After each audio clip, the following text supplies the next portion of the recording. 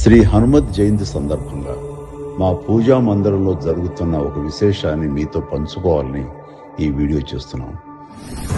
ప్రతి సంవత్సరం డిసెంబరు, జనవరి, ఫిబ్రవరి నెలల్లో సూర్యకిరణాలు సప్తవర్ణాలుగా మారి మా పూజా మందిరంలో ఉన్న హనుమంతుడిని పైనుంచి కింది వరకు స్పృశిస్తూ ప్రసరించడం చూస్తుంటే ఆ దృశ్యం, ఆ అనుభూతి మాటల్లో చెప్పలేనిది. ఇటీవల మనం అయోధ్యలో బాలరాముడి నుదుటిపై సూర్యకాంతి ప్రసరించి మెరుస్తున్న అద్భుతాన్ని చూశాం. అలాగే కోణార్క, అరసోలి దేవాలయాల్లో కూడా సూర్యకిరణాలు భగవంతుని తాకే విశేషం అందరికీ తెలిసింది. అలాంటి దైవానుభూతి మా ఇంట్లోనూ ఆంజనేయుని స్పృశించటం, అది మా పూర్వజన్మ సుకృతంగా భావిస్తున్నాం. ఈ పవిత్రమైన హనుమత్ జయంతి సందర్భంగా అందరికీ హృదయపూర్వక శుభాకాంక్షలు.